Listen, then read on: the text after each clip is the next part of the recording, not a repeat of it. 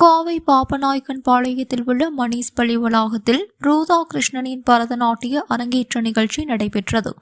7 ஆண்டுகள் கற்றுக்கொண்ட கலையை மேடையில் ஆடி அசத்திய பரதநாட்டிய மாணவி. நாட்டிய கலை மீது அதிக ஈடு கொண்ட தம்பதிகளான சுஜாதா அனந்தகிருஷ்ணன் ஆகியோரின் மகள் ராதாகிருஷ்ணன். இவர் தனது பரதநாட்டிய அரங்கேற்ற நிகழ்ச்சியை கோவை பாப்பநாயக்கன் பாளையத்தில் உள்ள மணிப்பள்ளி அரங்கில் அரங்கேற்றினார்.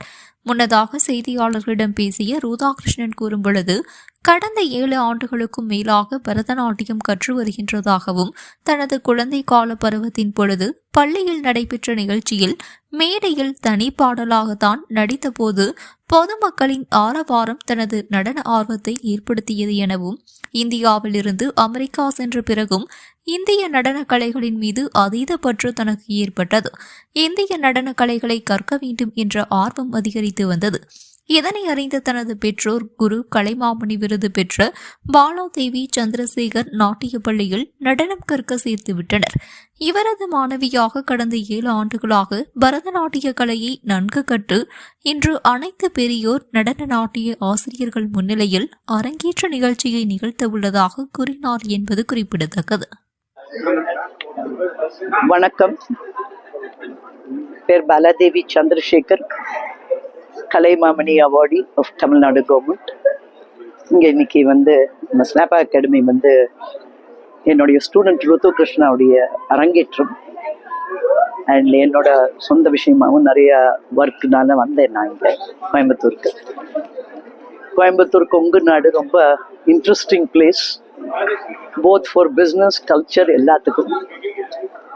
என்னுடைய பரதநாட்டியம் பயணம் எப்படின்னா, நம்மளுடைய சாஸ்திரிய பாரம்பரிய இதிகாசங்கள் புராணங்களை எடுத்து உலகம் பூரா இதை எடுத்துட்டு போகணுங்கிற அந்த ஒரு ஆர்வம்.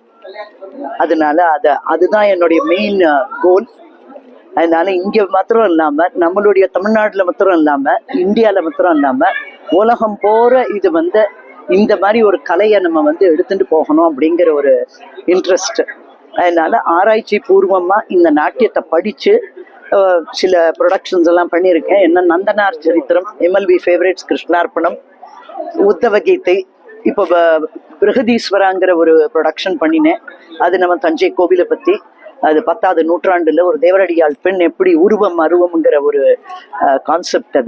அதை ஆருத்ரா தரிசனத்துல நம்மளுடைய பிரின்ஸ் அவர் பாபாஜி ராஜா போஸ்லே அவர் ஹோஸ்ட் பண்ணி அப்புறம் யுனெஸ்கோலையும் ஆடினேன். இப்போ ஜஸ்ட் 2 வீக்ஸ் பேக் பாலியில போய் நம்மளுடைய பரதநாட்டியத்தை ஆடிட்டு வந்தேன். என்னன்னா, நம்மளுடைய கலாச்சாரத்துக்கு இந்த இந்தியாவில் மாத்திரம் இல்லாம எல்லா உலகம் பூரா ரொம்ப ஒரு வரவேற்பு இருக்கு.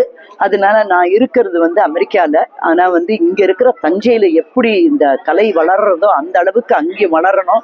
அங்க இருக்கிற குழந்தைகளுக்கு இதை நல்லபடியா நம்ம சொல்லி தரணும்.